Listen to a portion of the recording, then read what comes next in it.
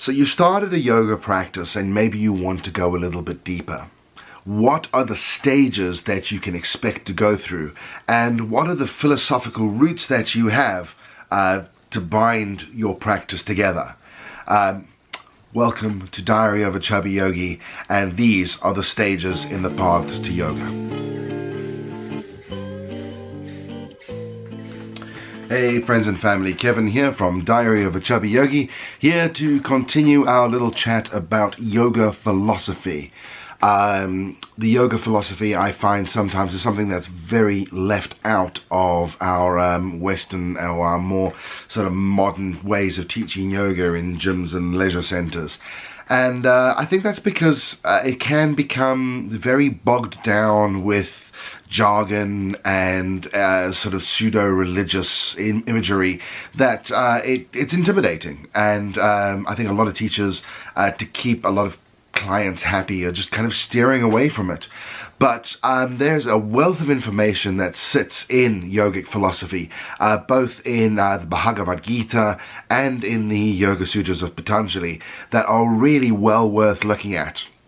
I am going to tackle the latter first, because it's the one that I'm probably a little bit more versed with, and that is the Yoga Sutras of Patanjali.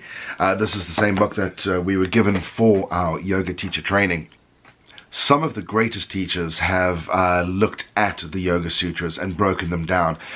You'll find everybody from Satchitananda to BKS Iyengar to Osho, you name it.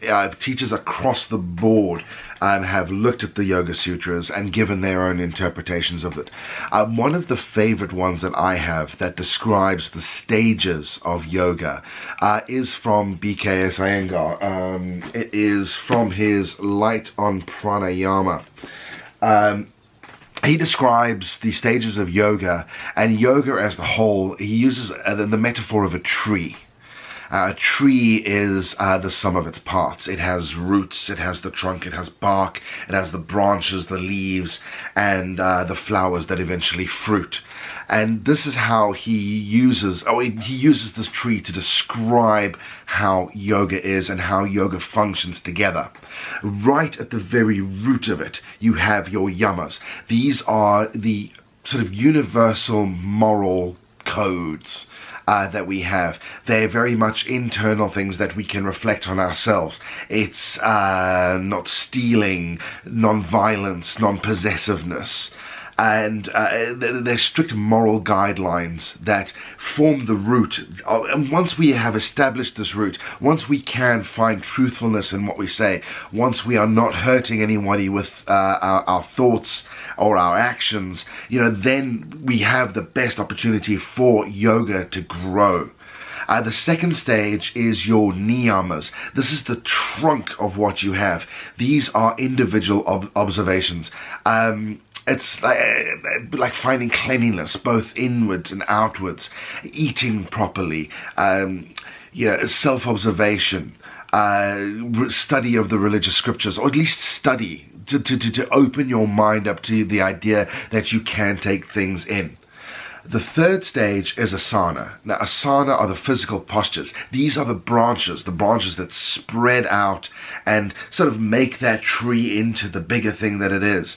It is the physical manifestation of what we're actually doing and how we are finding yoga to literally to branch out. The fourth stage, pranayama, our breath and breath control. This is what brings life into the body. Once the roots are stuck in, the trunk is there giving us length, the branches give us the depth, the leaves are what collects the sun, it's what brings life in.